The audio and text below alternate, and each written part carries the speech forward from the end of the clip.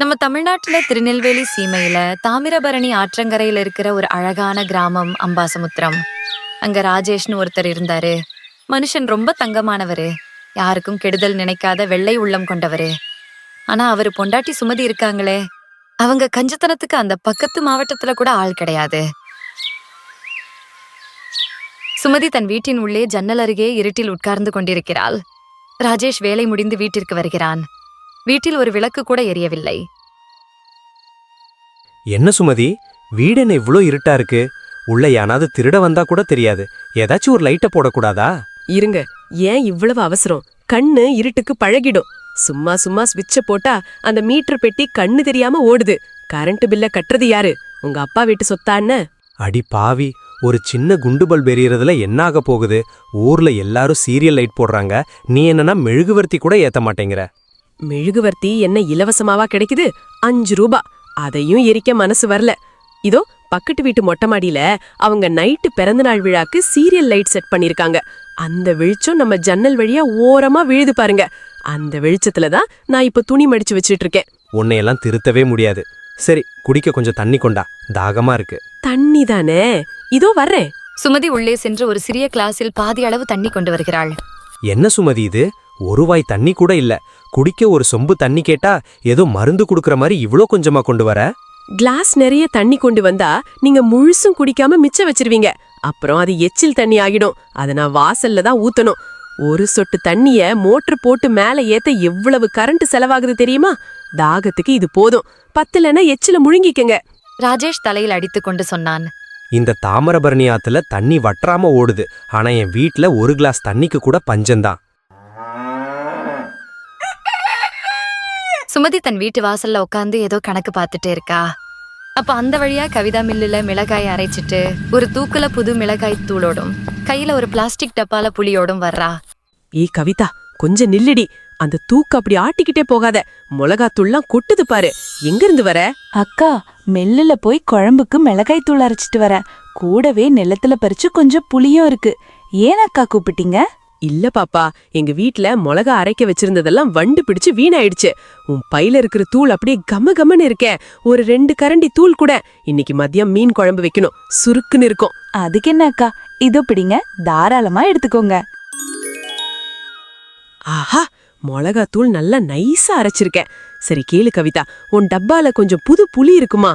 நான் குழம்புல ஊத்த புளி ஊற வைக்கணும்னு நினைச்சேன். ஆனா இந்த வெயில்ல கடைக்கு போய் வாங்க எனக்கு பிடிக்கல. சரி அக்கா, இந்தாங்க புளி. இத வச்சு இன்னைக்கு குழம்பு வைங்க. வெறும் புளிய வச்சு என்ன பண்றது? கொஞ்சம் வெந்தயமும் அந்த பையில இருக்கிற கடுகும் கொடுத்தா நல்லா இருக்கும். நாளைக்கு காலையில சமையல் முடிஞ்சதும் மீதிய மறக்காம திருப்பி தந்துடுறேன். அக்கா, நீங்க என்னன்னா மொத்த சமையலுக்கு தேவையான பொருளையும் கேக்குறீங்க. அதுவும் கடுக தாளிச்சதுக்கு அப்புறம் எப்படி அக்கா திருப்பி தருவீங்க? போடி, விளையாட்டுக்கு கூட உனக்கு விவரம் புரியல. சரி கேளு கவிதா, நீ போட்டிருக்க இந்த Dress ரொம்ப எடுப்பா இருக்கே. இது பழசானதும் தூக்கி போட்டுடாத, என்கிட்ட கொடுத்துடு. நான் இத வச்சு வாசல்ல போட மிதியடி தச்சுப்பேன். அக்கா, இப்பதான் நான் இத முதல் தடவை திருவிழாவுக்காக கட்டியிருக்கேன். அதுக்குள்ள மிதியடிக்கு பிளான் பண்ணிட்டீங்களா? அடுத்த தடவை உங்களை வழியில பார்த்தா நான் ரூட்டை மாத்திட்டு போயிடுவேன். எதுக்கு வேற தெரு வழியா போற? அந்த தெருவுல போனா தூரமா சுத்தி போகணும். உன் செருப்பு சீக்கிரம் தேஞ்சிடும். காசுதான் வேஸ்ட். என் பேச்ச கேட்டு இதே குறுக்கு வழியில நிதானமா போ. அடுத்து சுமதி ஊர்ல இருக்கிற துணி கடைக்கு போறாங்க. அங்க சுரேஷ்ங்கிறவன் புது துணிகளை அடுக்கி வச்சு வியாபாரம் செஞ்சுட்டு இருக்கான். சுரேஷ், இந்த சாரி எல்லாம் என்னவோ நூல் பிதுங்கி போன மாதிரி இருக்கு. ஒரு சாரி எவ்வளோ? 50 ரூபா அக்கா. ஒரு சாரி 50 ரூபாயா? ரொம்ப அதிகம். 10 ரூபாய் தரேன். வேணும்னா குடு, இல்லனா நான் கிளம்புறேன். 10 ரூபாயா? அக்கா, இப்பெல்லாம் ஒரு நூல் கண்டு கூட 10 ரூபாய்க்கு கிடைக்காது. இந்த பாருங்க, இது மில்லுல இருந்து நேரா வந்த நல்ல தரமான காட்டன் துணி. வாய மூடு. இதுலயும் இவ்வளவு பளபளப்பு இருக்கு. இதுல கஞ்சி அதிகமா போட்டு எடைய கூட்ட பாக்குறியா? இத துவைச்சா ஒரு நூல் கூட மிஞ்சாது போல இருக்கே. சாமி, அது துணியோட தரம் அக்கா. உங்களுக்கு துணி வாங்க இஷ்டம் இல்லைன்னா கூட பரவாயில்ல, அந்த அடுக்கி வச்சிருக்கிற துணிகளையாவது கலைக்காம இருங்க. கைப்பட்டாலே அழுக்காகிடும். ஏன், கைப்பட்டா துணி கிழிஞ்சிடுமா? அப்போது ஒரு பெண் வாடிக்கையாளர் கடைக்கு வருகிறாரு. சுரேஷ், கொஞ்சம் சீக்கிரம் இங்க வாயேன். எனக்கு ஒரு 1 மீட்டர் காட்டன் துணி வேணும். நல்ல துணியா எடுத்து போடு. இத வந்துட்டாக்கா, ஒரு நிமிஷம் இருங்க, இவங்களை அனுப்பிட்டு வந்துடுறேன். என்ன தம்பி, எப்ப பார்த்தாலும் பிஸியாவே இருக்க. எனக்கு தான் அவசரம். முதல்ல எனக்கு என்ன வேணுமோ அதை அளந்து கொடு. சரிங்கக்கா, இதோ வெட்டி தர்றேன். சுரேஷ் அந்த வாடிக்கையாளருக்கு ஒரு மீட்டர் துணியை அளந்து கத்தரிக்கோலால் வெட்டுகிறார். அப்பொழுது துணியின் ஓரங்களில் இருந்து மிகச்சிறிய துண்டு துணிகள் வெட்டப்பட்டு மேசை மீது விழுகின்றன. சுமதி அதை நைசாக பார்த்துவிட்டு தன் கையில் எடுக்கிறாள். சுரேஷ் சுமதி எடுப்பதை பார்த்துவிட்டு சொன்னான், அங்க என்ன எடுத்தீங்க? நான் எல்லாமே பார்த்துட்டு தான் இருக்கேன். அது கீழே தரையில கிடந்துச்சு. யாராவது மிதிச்சு அழுக்காகி வீணையிடோன்னு எடுத்தேன். இதுக்கெல்லாம் காசு தர முடியாது. இது வெறும் வேஸ்ட் துணி தானே, சரியா? அக்கா, ஒரு சின்ன துண்டு துணிக்கு இவ்வளவு ஆசைப்பா? ராமா ராமா, இது என்ன அநியாயம்? வெறும் துணி மட்டும் இல்ல, உன் கடையில வெட்டி போட்ட நூல் மீதியெல்லாம் ஓரமா செதறி கிடக்குதே. அத வாரி என் பையில போடு. நான் வீட்ல மெத்த தைக்க பயன்படுத்திக்கிறேன். அக்கா, உங்க கால்ல விழுறேன். முதல்ல கடையை விட்டு போங்க. இன்னைக்கு யாரோட முகத்துல விழிச்சனோ தெரியலையே. நான் இன்னைக்கு வியாபாரமே வேணான்னு கடையை மூடிட்டு ஓடிடுறேன். அடுத்து சுமதி காய்கறி கடைக்கு போறாங்க. அங்க மணி புதுசா வந்த சரக்குகளை அடுக்கி வச்சிட்டு இருக்கான். என்ன மணி, இந்த தர்பூசணி எல்லாம் பார்க்க பச்சையா இருக்கு, ஆனா உள்ள சிகப்பா இருக்குமான்னு எப்படி தெரியும்? ஒரு துண்டு வெட்டி கூட, ருசி பார்த்துட்டு அப்புறமா முடிவெடுக்கிறேன். அக்கா, இது விக்கிறதுக்காக வச்சிருக்கிறது. வெட்டி ருசி பார்க்க இது என்ன அல்வா கடையா? பழம் நல்லா தேன் மாதிரி இனிக்கும். கண்ணை மூடிக்கிட்டு வாங்குங்க. அதெப்படி கண்ணை மூடிக்கிட்டு வாங்க முடியும்? போன தடவை நீ கொடுத்த நிலக்கடலை எல்லாம் ஒரே சொத்தையா இருந்துச்சு. இதோ பாரு, இந்த ஒரு கடலையை மட்டும் உரிச்சு பாக்குறேன். சரியா இருந்தா 1 கிலோ வாங்குறேன் அப்படின்னு சொல்லிக்கொண்டே 4-5 நிலக்கடலையை உரித்து வாயில் போட்டுக் கொள்கிறாள். அக்கா, என்ன பண்றீங்க? தரம் பாக்குறேன்னு சொல்லி ஒரு கைப்பிடி கடலையை தின்னுட்டீங்க. இது என்ன தர்மச்சத்திரமா? ஏன் மணி, 4 கடலைய தின்னதுக்கே இப்படி எகிர்ற? சரி, கடலை சரியில்லை. இந்த எலுமிச்சை பழம் என்ன விலை? ஒரு பழம் 5 ரூபா அக்கா. நல்லா சாறு அதிகமா இருக்கும், எடுத்துக்கோங்க. 5 ரூபாயா? இதோ பாரு, இந்த ஒரு பழம் லேசா தோல் உறிஞ்சு போயிருக்கு. இதையும் 5 ரூபாய்க்கு வித்தா யாராவது வாங்குவாங்களா? இதை எனக்கு இலவசமா கொடுத்துரு, நான் சமையலுக்கு உபயோகிப்பேன். அக்கா, தோல் உறிஞ்சா என்னக்கா? உள்ள பழம் நல்லா தான் இருக்கு. அதுலயும் நான் காசு பார்க்கணும்ல. நீங்க என்னன்னா எல்லாத்தையும் ஓசியிலேயே கேக்குறீங்க. சரி விடு, உன்கிட்ட பேசி ஜெயிக்க முடியாது. இந்த 1 கிலோ வெங்காயத்தை மட்டும் எடை போடு. மணி வெங்காயத்தை எடை போடும்போது சுமதி பக்கத்தில் இருக்கும் காய்ந்த மிளகாய் மூட்டையிலிருந்து உதிர்ந்து கிடக்கும் காம்புகளை பார்த்துட்டு மணியிடம் சொன்னாள். இந்தாங்க அக்கா, கரெக்டா 1 கிலோ வெங்காயம் 50 ரூபா கொடுங்க. இந்தா பிடி காசை. அப்புறம் மணி, இந்த மிளகா மூட்டைக்கு அடியில ஏகப்பட்ட மிளகா காம்பும் விதைகளும் செதறி கிடக்குதே. இதை எப்படியும் கூட்டி குப்பையில தான் போட போற. அதை அப்படியே வாரி என் பையில போடு. அக்கா, மிளகா காம்ப வச்சு நீங்க என்ன பண்ண போறீங்க? அது வெறும் குப்பைக்கா. அது உனக்கு குப்பை, எனக்கு அதுதான் மருந்து. இத வீட்ல போய் நல்லா வறுத்து பொடி பண்ணி மிளகு ரசத்துல போட்டா காரம் தூக்கலா இருக்கும். இதனால உனக்கு ஒரு நஷ்டமும் இல்லையே, அப்புறம் ஏன் யோசிக்கிற? அக்கா, குப்பைய கூட விடாம வீட்டுக்கு கொண்டு போறீங்களே. ஒரு பழைய மிளகா காம்புக்கு கூட இவ்ளோ ஆசைப்படுறீங்களே. ராமா ராமா. வெறும் காம்பு மட்டும் இல்ல மணி, அந்த பக்கம் காய்கறி கட்டு வந்த அந்த பிளாஸ்டிக் சாக்கு நூல் எல்லாம் ஓரமா தொங்குது பாரு, அத தந்துரு. நான் வீட்ல போய் துணி காய போட கயிறா தைச்சுப்பேன். ஐயோ அக்கா, அத கூடவா விடமாட்டீங்க? உங்க கஞ்சத்தனத்தை பார்த்தா இந்த தாமிரபரணி யாரே வத்தி போயிடும் போல இருக்கே. நீங்க இங்கேயே நின்னா என் கடையில இருக்கிற தராசு முள்ள கூட கழட்டிட்டு போயிடுவீங்க போல. ஆளை விடுங்க சாமி. இன்னைக்கு வருமானம் எல்லாம் உங்ககிட்ட பேசுனதையே போயிடுச்சு. இதோ கடைய சாத்த கிளம்பிட்டேன், நீங்களும் கிளம்புங்க. காலையில விடிஞ்சு ரொம்ப நேரமாகுது. ராஜேஷ் பசியோட காத்துட்டே இருக்காரு. சுமதி, விடிஞ்சு எவ்வளோ நேரமாச்சு? சுடு தண்ணியில கொஞ்சம் கருப்பட்டி போட்டு குடுன்னு சொன்னனே, சீக்கிரம் குடு. தொண்டை அப்படியே வறண்டு போச்சு. இருங்க வரேன். அடுப்புல ஒரே ஒரு சுள்ளி குச்சியை வச்சுதான் தீ மூட்டி இருக்கேன். அதான் மெதுவா தண்ணி சூடாகுது. நிறைய விறகு எரிச்சா கரியாகி வீணாயிடும். விறகு தீந்தா நான் காட்டுல போய் சும தூக்கிட்டு வருவேன். ஆனா இந்த குளிர்ல டீ காஃபி இல்லாம எவ்வளோ நேரம் உட்காந்துருக்கிறது? பால் கறந்து கூட எவ்வளோ நேரமாச்சு? ஒரு கப் சுட சுட டீ போடக்கூடாதா? என்னது, பாலா? பாலுக்கு என்ன அவசியம்? கண்டுக்குட்டி குடிச்சது போக மீதி இருக்கிற பால் விற்கிறதுக்கு. நாமளே குடிச்சிட்டா காசு எப்படி வரும்? காலையில இந்த இனிப்பு தண்ணியை குடிச்சு சமாளிக்க முடியாதா? இந்தாங்க, இந்த பாலை குடிங்க. இதுல வெல்லம் போட்டிருக்கியா? வெறும் வெள்ளை தண்ணி மாதிரி தான் தெரியுது. துளி கூட இனிப்பில்லையே. யோ, உங்களுக்கு வெல்லம் விலை தெரியுமா? 20 ரூபாய் கிலோ. அவ்வளவு விலை அதிகமான வெல்லத்தை தண்ணியில போட்டு கரைக்கவா முடியும்? வெள்ளை கட்டியே ஒரு நூல்ல கட்டி சுடு தண்ணியில 2 வாட்டி முக்கி எடுத்துட்டேன். அந்த வாசனையே போதும். கம்மியான இனிப்பு தான் உடம்புக்கு நல்லது. அடி பாவி, வெள்ளத்தை நூல்ல கட்டி முக்கி எடுத்துட்டியா? பகல் முழுக்க வெயில்ல கிடந்து உழைக்கிற எனக்கு வயிறார சாப்பாடு கூட போட மாட்டியா? இன்னைக்கு சம்பாதிக்கிறத இன்னைக்கே சாப்பிட்டா வயசான காலத்துல என்ன பண்றது? இன்னைக்கு சேமிக்கிறது தான் நாளைக்கு உதவும். நேத்து ராத்திரி சாப்பாடு மிச்சம் இருக்கு, வேணும்னா பழைய கஞ்சி தண்ணி இருக்கு, குடிச்சிட்டு போங்க. கஞ்சி தண்ணியா? நான் என்ன நோயாளி மாதிரியா இருக்கேன்? எனக்கு வயல்ல வேலை இருக்கு, போய் சோறாக்கு போ. மறுபடியும் சோறாக்க அடுப்பு எரிக்கணுமா? விறகும் அரிசியும் வீணாகும். மதியம் சாப்பாடு செய்யும் போது செஞ்சுக்கலாம். இப்ப இந்த கஞ்சி தண்ணியை குடிச்சிட்டு போங்க, உடம்புக்கு குளிர்ச்சியா இருக்கும். ஏன் நேரம் அப்படி. இந்த ஊர்ல என்ன மாதிரி கஷ்டப்படுற புருஷன் யாரும் இருக்க மாட்டாங்க. ராஜேஷ் அதே கஞ்சி தண்ணிய குடிச்சிட்டு கிழிஞ்சு போன சட்டைய தச்சுக்காமலேயே வயலுக்கு போக ரெடியானாரு. சுமதி, இங்க பாரு, இந்த சட்டை கிழிஞ்சிருக்கு. நேத்து சந்தையில புது சட்டை எடுக்கலான்னு சொன்னப்ப வேண்டான்னு சொல்லிட்டேன். இப்ப இதை தச்சு கொடு. ஊர்ல 4 பேருக்கு முன்னாடி எப்படி போறது? இது சும்மா ஓரம்தான் கிழிஞ்சிருக்கு. இதான் ஊசி நூலை எடுத்து ஒரு தையல் போட்டு தரேன். இதுக்கு எதுக்கு புது சட்டை? கடைக்காரன் 30 ரூபாய் கேக்குறான், கொள்ள லாபம். என்கிட்ட காசு இருக்கு, நான் தர்றேன். உனக்கு ஒரு புது சேலை வாங்கிக்கோ. புது சட்டையா? தேவையே இல்ல. எனக்கு சேலையா? கல்யாணத்துக்கு இப்ப கொண்டு வந்த சேலைகளே பெட்டியில அப்படியே இருக்கு. அதையே இன்னும் 10 வருஷம் கட்டுவேன். அந்த சேலை 20 வருஷமாச்சு சுமதி. அது தொட்டாலே கிழிஞ்சிடும். பக்கத்து வீட்டு சுப்பலட்சுமிய பாரு, எவ்வளோ அழகா பட்டு சேலை கட்டுறான்னு. அந்த சுப்புலட்சுமிக்கு அறிவில்ல. புருஷன் கஷ்டப்பட்டு சம்பாதிக்கிறத ஊதாரித்தனமா செலவு பண்றா. நாளைக்கு அவங்க ரோட்டுக்கு வந்துருவாங்க. நான் அப்படி இல்ல, காசை சேமிப்பேன். சட்டையை கழட்டுங்க, தச்சு தரேன். சரி சரி, உன்கிட்ட யாராலையும் வாயடிக்க முடியாது. குடு, நானே தச்சுக்கிறேன். நீ நூல் மிச்சம் பண்றன்னு ஒரு தையலோட விட்டுடுட. இன்னொரு பக்கம் ஒரு பெரிய பணக்கார ஜமீன்தார் பெரியசாமி தன் உதவியாளர் சரவணன் கிட்ட பேசிட்டு இருக்கிறாரு. சரவணா, என் உடம்பு இப்ப ஒத்துழைக்க மாட்டேங்குது. இன்னும் கொஞ்ச நாள் தான் இருப்பேன்னு தோணுது. என் சொத்து பத்தி எல்லாத்தையும் என் தம்பி பையன் ராஜேஷ் பேர்ல எழுதிட்டு நிம்மதியா இருக்கணும்னு நினைக்கிறேன். ஐயா, இது ரொம்ப நல்ல எண்ணம்.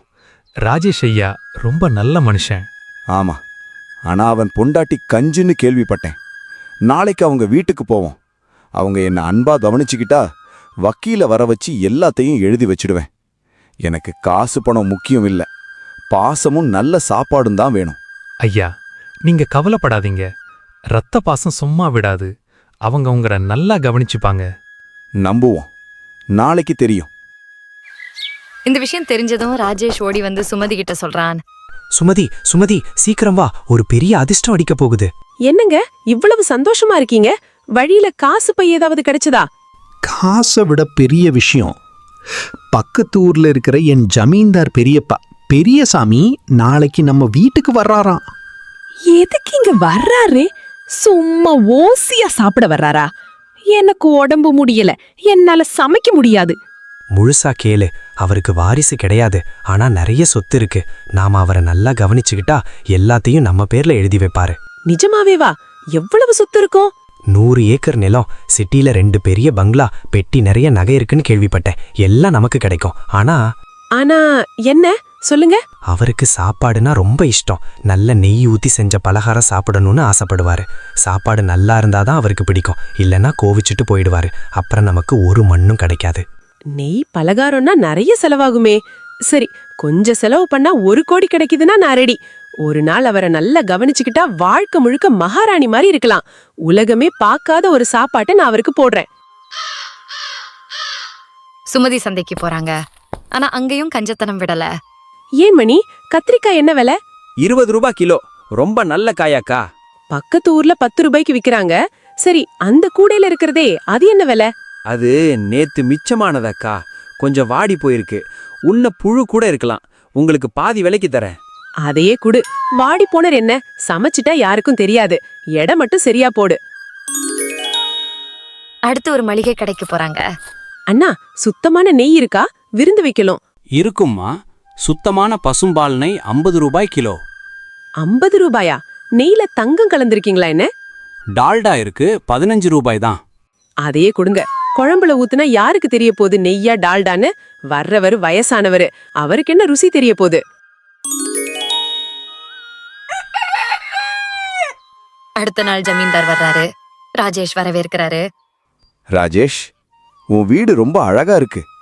நல்ல சமையல் வாசனையும் வருது. ரொம்ப பசிக்குதுப்பா. வாங்க பெரியப்பா, வாங்க. உங்களுக்காக என் பொண்டாட்டி சுமதி காலையில இருந்து விதவிதமா சமைச்சிட்டு இருக்கா. சுமதி, பெரியப்பாவுக்கு சாப்பாடு போடு. அப்போது சுமதி முகத்தில் பெரிய புன்னகையுடன் சமையல் கட்டுக்குள் இருந்து வெளியே வருகிறாள். வாங்க ஐயா, நீங்க வர்றீங்கன்னு தெரிஞ்சதுல இருந்து என் கை காலெல்லாம் ஓடல. எங்க வீட்டுக்கு மகாலட்சுமியே வந்த மாதிரி இருக்கு. வாசல்லே நிக்காம உள்ள வாங்க. ரொம்ப சந்தோஷம் சுமதி. ராஜேஷ் சொன்னா நீ காலையில இருந்தே சமையல்ல மும்முரமா இருக்கேன்னு. அதுக்கு என்னங்க ஐயா, உங்களுக்காக செய்யாம வேற யாருக்காக செய்ய போறேன்? உங்கள மாதிரி ஒரு பெரிய மனுஷன் இங்க வீட்டு விருந்தை ஏத்துக்கிறவே எங்களுக்கு பெரிய பெருமை. உடனே சுமதி வாழை இலையில சாப்பாடு போடுறா. அந்த வாடி போன கத்திரிக்காய் குழம்பும் டால்டா ஊத்தின பருப்பும் வைக்கிறா. ஆஹா, எனக்கு கத்திரிக்காய்னா ரொம்ப பிடிக்கும். ஜமீன்தார் சாப்பிடுகிறார். முகம் சுருங்கி மாறுகிறது. என்னாச்சு பெரியப்பா, சாப்பாடு நல்லா இல்லையா? ராஜேஷ், இது என்னது? கத்திரிக்காய் ஏன் இப்படி இருக்கு? இது பழசு மாதிரியும் கசக்கிற மாதிரியும் இருக்கு. இல்ல பெரியப்பா, இது ஒரு புது வகை கத்திரிக்காய். உங்களுக்கு ருசி புரியல போல. சரி, நெய் போட்ட பருப்பு ஊத்தவா? ஆமா, நல்லா ஊத்து.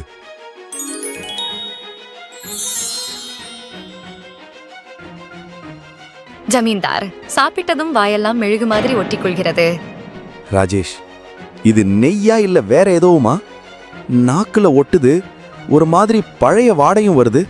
சுமதி, நிஜமான நெய் தானா வாங்கின? ஆமாங்க, சுத்தமான பசு நெய் தான். ஒருவேளை இப்ப வர்ற மாடுங்க அப்படி போல. ராஜேஷ், போதும், நிறுத்து. எனக்கு எல்லாம் புரிஞ்சு போச்சு. இந்த பொம்பளை நெய்யுக்கு பதிலா டால்டாவையும் அழுகி போன கத்திரிக்காவையும் எனக்கு போட்டிருக்கா. வீட்டு வந்த விருந்தாளிக்கே சரியா சாப்பாடு போடாதவங்க என் சொத்தை வாங்கி ஊருக்கு என்ன நல்லது பண்ணுவா? சேவையின் அருமை தெரிஞ்சவங்களுக்கு தான் என் சொத்து போய் சேரணும். பெரியப்பா, மன்னிச்சிடுங்க பெரியப்பா, அவ தெரியாம பண்ணிட்டா. இது தெரியாம பண்ணதில்ல, அவளோட குணம். என் சொத்தை ஏழைகளுக்கும் அனாதை இல்லத்துக்கும் எழுதி வைக்க போறேன். அவங்களாவது நல்லா இருப்பாங்க. ஜமீன்தார் கோபமா கார்ல ஏறி போயிட்டாரு. ராஜேஷ் கோபத்துல முகம் சிவந்து போய் நிக்கிறான். பாத்தியா சுமதி, உன் கஞ்சத்தனத்தால கோடி ரூபாய் சொத்து நம்ம கையை விட்டு போயிடுச்சு. 100 ரூபாயை மிச்சம் பண்ண போய் 1 கோடியை விட்டுட்ட. கத்திரிக்காய் வாடி போயிருந்தா சமைச்சா சரியாயிடும்னு நினைச்சேன். நெய்க்கு பதிலா டால்டா போட்டா யாருக்கு தெரியும்னு நினைச்சேன். இப்படி ஆகும்னு நினைக்கல. இதுதான் உன் தப்பு. விருந்தாளி வர்றப்ப அன்போடையும் மனசோடையும் கவனிக்கணும். காசை பார்க்க கூடாது. இப்ப சொத்தும் போச்சு, ஊர்ல மானமும் போச்சு. நீங்க சொல்றது சரிதான். கஞ்ச வீட்டுக்கு வந்தவங்க சாபம் இட்டுட்டு தான் போவாங்கன்னு சொல்றது நிஜம்தான். நான் தப்பு பண்ணிட்டேன். இப்ப அழுது என்ன பிரயோஜனம்? காசை விட உறவும் மனிதாபிமானமும் தான் பெருசு. இனிமே நான் இந்த கஞ்சத்தனத்தை விட்டுடுறேன். நாளைக்கு காலையில உங்களுக்கு பாலும் நல்ல வெல்லமும் போட்டு காஃபி போட்டு தரேன். என்னது, நிஜமாவேவா? சரி, உன் தப்பு உனக்கு தெரிஞ்சா சரி. ஆனா இப்போதைக்கு எனக்கு பசி தாங்கல சுமதி. நேத்து குடிச்சது போக அந்த பழைய கஞ்சி தண்ணி மிச்சம் இருந்தா கூட அதையே குடிச்சிட்டு படுத்துக்கிறேன். சுமதி கண்களில் கண்ணீருடன் சொன்னா, இல்லைங்க, அந்த பழைய கஞ்சி தண்ணியை நான் கீழே ஊத்திட்டேன். ஜமீன்தார் ஐயா போனதுக்கு அப்புறம் தான் எனக்கு உரைச்சுது. பணத்தை சேர்த்து வைக்கணும்னு நினைச்சு ஒரு மனுஷனோட மனசையும் உங்க மரியாதையும் நான் கவனிக்காம விட்டுட்டேன். என்ன சுமதி, திடீர்னு இப்படி பேசுற? பழைய கஞ்சியை ஊத்திட்டியா? அப்புறம் இன்னைக்கு ராத்திரிக்கு என்ன பண்றது? சுமதி உள்ளே சென்று கொஞ்ச நேரத்துல சுடச்சுட மணக்க மணக்க நெய் மணத்தோடு சர்க்கரை பொங்கலும் பலகாரங்களும் எடுத்து வருகிறாள். இத சாப்பிடுங்க. இதுல நான் சேர்த்தது வெறும் நெய் இல்லைங்க. என் கணவர் எனக்காக உழைச்ச அந்த உழைப்புக்கு நான் கொடுக்க வேண்டிய மரியாதை. வாங்க, 2 பேரும் உட்கார்ந்து வயிறார சாப்பிடுவோம். சுமதி, நிஜமாவே நீ மாறிட்டியா? வீணாயிடோன்னு கவலைப்படாம மனசார பரிமாறுறியே. ஆமாங்க, கோடி ரூபாய் சொத்து வரலன்ற வருத்தத்தை விட என் கஞ்சத்தனத்தால ஒரு மனுஷன் நம்ம வீட்டு வாசல்ல இருந்து பசியோடவும் கோபத்தோடவும் போயிட்டாரேங்கிற வருத்தம் தான் இப்ப அதிகமா இருக்கு. இனிமே இந்த வீட்ல காசு பெட்டி நிறையாதுங்க. ஆனா வர்றவங்க வயிறும் உங்க மனசும் கண்டிப்பா நிறையும். ராஜேஷ் சந்தோஷத்துடன் சொன்னான்.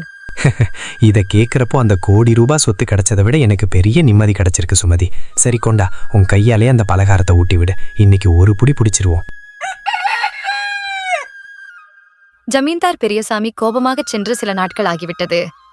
ஒரு நாள் ஜமீன்தார் பக்கத்து ஊருக்கு காரில் சென்று கொண்டிருக்கும் போது அவருக்கு திடீரென தலைவலி ஏற்படுகிறது. உடனே சந்தைக்கு ஓரத்தில் காரை நிறுத்தச் சொல்கிறார்.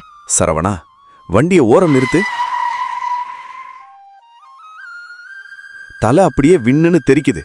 அந்த மருந்து கடையில போய் தலைவலி மாத்திரை வாங்கிட்டு வா. நான் அது வரைக்கும் கார்லயே உட்காந்துக்கிறேன். சரிங்கய்யா, இதோ ஒரு நிமிஷத்துல வாங்கிட்டு வந்துடுறேன். டிரைவர் சரவணன் மாத்திரை வாங்கச் சென்றதும் ஜமீன்தார் ஜன்னல் வழியாக சந்தையை பார்க்கிறார். அங்கே தற்செயலாக சுமதிமணியின் கடையில் நின்று கொண்டிருப்பதை பார்க்கிறார். மறுபடியும் கஞ்சத்தனம் பண்ண வந்துட்டாளா என்று அவர் உற்று பார்க்கிறார். மணி, இந்த பிடி 50 ரூபாய். போன வாரம் உன் கடையில நான் இலவசமா வேணும்னு கேட்ட அந்த மிளகா காம்புக்கும் அந்த பழைய பெட்டிக்கும் சேர்த்து இந்த காசை வச்சுக்கோ. பழைய கணக்கெல்லாம் நேர் பண்ணிக்கலான்னு போனுச்சு. மணி ஆச்சரியத்தில் திகைத்து போய் சொன்னான். என்ன அக்கா சொல்றீங்க? நீங்க காசு தரீங்களா? எனக்கு காது கேட்கறது நிஜம்தானா இல்ல நான் கனவு காண்றேனா? நிஜம்தான் மணி. கஞ்சந்தனம் பண்ணி காசை சேர்த்து வச்சு என்ன பண்ண போறேன்?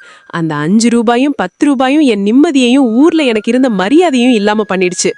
மத்தவங்க கஷ்டப்பட்டு உழைச்ச பொருள்ல நான் லாபம் பார்க்க நினைச்சது தப்புன்னு இப்ப புரியுது. என்னவோ தெரியல அக்கா, உங்ககிட்ட இப்போ ஒரு பெரிய மாற்றத்தை பாக்குறேன். மணி, இந்தா பிடி 100 ரூபாய். இந்த 1 கிலோ தக்காளிய நல்லா பழமா பார்த்து எடை போடு. அப்புறம் அந்த ஓரமா ஒரு சின்ன பையன் நிக்கிறான் பாரு, அவன் கையில காசு இல்லாம தவிச்சிட்டு இருக்கான். அவனுக்கும் 1 கிலோ தக்காளி கொடுத்துட்டு அதுக்கான காசை நான் கொடுத்த இந்த 100 ரூபாயிலேயே கழிச்சுக்கோ. என்ன அக்கா, நீங்க உங்க காசுல மத்தவங்களுக்கு காய்கறி வாங்கி தரீங்களா? அன்னைக்கு ஒரு மிளகாய்க்கு பண்ணின ரகலை என்னால இன்னும் மறக்க முடியல. அதுக்குள்ள இவ்ளோ பெரிய மாற்றமா? ஆமா மணி, அன்னைக்கு நான் ஒரு மிளகாக்காக பேராசப்பட்டப்போ என் நிம்மதியையும் கௌரவத்தையும் சேர்த்துதான் இழந்தேன். காசு சேர்த்து வைக்கிறத விட ஒருத்தரோட பசிய தீக்கிறதுல கிடைக்கிற சந்தோஷம் வேற எதுலயும் இல்லைன்னு இப்ப எனக்கு புரிஞ்சிடுச்சு. என்னவோ தெரியல அக்கா, உங்ககிட்ட பேசுறது எனக்கே ஒரு புது மனுஷிகிட்ட பேசுற மாதிரி இருக்கு. இனிமே எப்பவும் இப்படிதான் மணி. கடைய மூடும்போது மீந்து போற காய்கறிகளை தூக்கி போடாத. அதையெல்லாம் பக்கத்துல இருக்கிற அனாதை இல்லத்துல கொண்டு போய் கொடுத்துடு. அதுக்கான வண்டி வாடகையை நான் தந்துடுறேன். மணி சந்தோஷத்துடன் சொன்னான். நிச்சயமா அக்கா, உங்க தாராள மனசுக்கு அந்த மகாலட்சுமியே உங்களுக்கு துணை இருப்பா. சரவணன் திரும்பி வந்து சொன்னான். ஐயா, இந்தாங்க மாத்திரை, தண்ணி பாட்டில் இதோ இருக்கு. சரவணா, மாத்திரை அப்புறம் இருக்கட்டும், வண்டிய மெதுவா எடு. சுமதி அங்க நடந்து போறா பாரு, அவளை யாருக்கும் தெரியாம பின்தொடரு.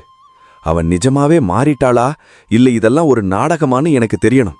ஜமீன்தார் பெரியசாமி ஆச்சரியத்துடனும் சந்தேகத்துடனும் சுமதியை பின்தொடரச் சொல்கிறார். சுமதி சந்தையில் இருந்து வரும் வழியில் கவிதா 2 பெரிய தண்ணீர் குடங்களை தூக்கிக் கொண்டு மூச்சு வாங்க வருவதை பார்க்கிறாள். ஏய் கவிதா, நில்லடி பாப்பா. என்ன இவ்வளவு பாரமான குடத்தை தூக்கிட்டு வர்ற? பாவம், முகமெல்லாம் செவந்து போயிருக்கு. இரு, நான் உனக்கு உதவி பண்றேன். அந்த ஒரு குடத்தை என்கிட்ட கூட நான் வீட்டு வரைக்கும் கொண்டு வரேன். கவிதா பயத்துடன் பின்வாங்கி சொன்னா, ஐயோ வேண்டா அக்கா, நீங்க உதவி பண்ணா எனக்கு பயமா இருக்கு. ஏற்கனவே ஒரு குடத்தை தூக்கிட்டு வர்றதுனால என் செருப்பு தேஞ்சிடும்னு நீங்க கவலைப்படுவீங்க. இதுல நீங்க வேற ஒரு குடத்தை தூக்கிட்டு வந்தா செருப்பு தேஞ்சதுக்கு நீங்க தூக்கிட்டு வந்த குடத்தை கேப்பீங்களோன்னு பயமா இருக்கு அக்கா. நீங்க பாட்டுக்கு உங்க வழியில போங்க, நான் மெதுவாவே போய்க்கிறேன். சுமதி வருத்தத்துடன் சிரித்துக்கொண்டு சொன்னா. பழைய சுமதியை பத்தி நினைச்சு இன்னும் பயப்படுறியா கவிதா? அன்னைக்கு நான் அப்படி பேசினது எவ்வளவு பெரிய முட்டாள்தனோன்னு இப்ப எனக்கு புரியுது. மத்தவங்க பொருளை எப்படி ஓசியா வாங்கலான்னு நினைச்ச அந்த பழைய சுமதி இப்ப செத்துட்டா. என்ன அக்கா திடீர்னு இப்படி பேசுறீங்க? நிஜமாவே வா? நிஜம்தான் கவிதா. இதோ பாரு, இந்த பையில நீ அன்னைக்கு கொடுத்த மிளகாத்தூளும் புளியும் இருக்கு. அதோட இதுக்கு முன்னாடி உன்கிட்ட வாங்கின மளிகை சாமான்களும் வச்சிருக்கேன். நீ அன்னைக்கு மனசார கொடுத்தப்ப அதை ஏமாத்தி வாங்கினது தப்புன்னு தோணுச்சு. அதான் இன்னைக்கு சந்தையில புதுசா வாங்கிட்டு வந்துட்டேன். இத முதல்ல பிடி. கவிதா ஆச்சரியத்தில் வாயடைத்து போய் சொன்னா. அக்கா, நீங்க கொடுத்த மிளகாய் தூளை திருப்பி தர்றீங்களா? அதுவும் கூட சேர்த்து மளிகை சாமானும் கொடுக்கறீங்களே, நம்பவே முடியலையே. நம்பு கவிதா, மனுஷங்களுக்குள்ள இருக்கிற அந்த அன்பும் பாசம் தான் நிஜமான செல்வம். ஒரு கரண்டி மிளகாத்தூளை மிச்சம் பண்ணி நான் என்ன பண்ண போறேன்? அந்த கஞ்சத்தனம் என் உறவுகளை தான் என்கிட்ட இருந்து பிரிச்சிடுச்சு. வா, வீட்டுக்கு போவோம். இன்னைக்கு உனக்கு ஒரு நல்ல காஃபி போட்டு தரேன், அதுவும் நல்ல தரமான வெல்லம் போட்டு. அக்கா, உங்க மாற்றத்தை பார்க்கவே சந்தோஷமா இருக்கு. சரிங்க அக்கா, இந்த ஒரு குடத்தை மட்டும் பிடிங்க, நம்ம 2 பேரும் ஒன்னாவே போவோம். சுமதியின் மாற்றத்தை நேரில் கண்ட ஜமீன்தார் பெரியசாமி மறுநாள் ராஜேஷ் வீட்டிற்குள் நுழைகிறார். பெரியப்பா, நீங்க மறுபடியும் வருவீங்கன்னு நான் நினைக்கவே இல்ல. வாங்க பெரியப்பா. ராஜேஷ், நான் கோபமா போனது நிஜம்தான். ஆனா சுமதியோட இந்த சில நாள் மாற்றத்தை நான் ரகசியமா கவனிச்சேன். சந்தையில அவ நடந்துகிட்ட விதம், கவிதான்ற பொண்ணுக்கு அவ பண்ணின உதவி, இதெல்லாம் பார்த்துட்டு என்னால சும்மா இருக்க முடியல. ஐயா, என்ன மன்னிச்சிருங்க. நான் கஞ்சத்தனத்தால ஒரு தப்பு பண்ணிட்டேன். இப்போ எனக்கு அந்த கோடி ரூபாய் சொத்து மேல ஆசை இல்ல. ஆனா நீங்க எங்களை மன்னிச்சிட்டீங்கன்னு சொன்னா அதுவே போதும். சுமதி, உனக்கு அந்த சொத்து மேல ஆசை இல்லாம இருக்கலாம். ஆனா தப்ப திருத்திக்கிட்ட உன்ன மாதிரி ஆளுங்க கையில அந்த சொத்து இருந்தாதான் அது ஊருக்கே பயன்படும். இதோ சரவணா, அந்த பத்திரத்தை எடு. இதோ ஐயா, எல்லா ஏற்பாடுகளும் தயாராக இருக்கு. ராஜேஷ், சுமதி, இந்த சொத்து முழுக்க இனி உங்களுக்கே சொந்தம். இத்தனை நாள் சுமதிய கஞ்சமான பொண்டாட்டின்னு சொன்ன இந்த ஊர் இனிமே அவளை தர்ம சிந்தனை உள்ள மகாலட்சுமின்னு சொல்லணும். இந்த செல்வத்தை வச்சு நீங்க நிறைய பேருக்கு உதவி பண்ணுங்க. பெரியப்பா, இது எங்களுக்கு கிடைச்ச பெரிய பாக்கியம். ஐயா, இந்த சொத்துல ஒரு பைசா கூட வீணாகாது. ஊர்ல ஒரு பெரிய தர்மசாலையும் 7 பசங்களுக்கு படிப்பும் கண்டிப்பா என்னால நடக்கும். இது சத்தியம். ஜமீன்தார் பெரியசாமி மனநிறைவோடு கிளம்பினார். சுமதி இப்போது வெறும் பணக்காரியாக மட்டுமில்லை, ஊர் மக்களின் அன்பை பெற்ற நல்ல மனுஷியாகவும் மாறிவிட்டாள். ராஜேஷும் சுமதியும் இப்போ நிஜமான செல்வந்தர்களா மாறிட்டாங்க. தவறை உணர்ந்து திருந்துபவர்களுக்கு காலம் நல்ல வழியை காட்டும்.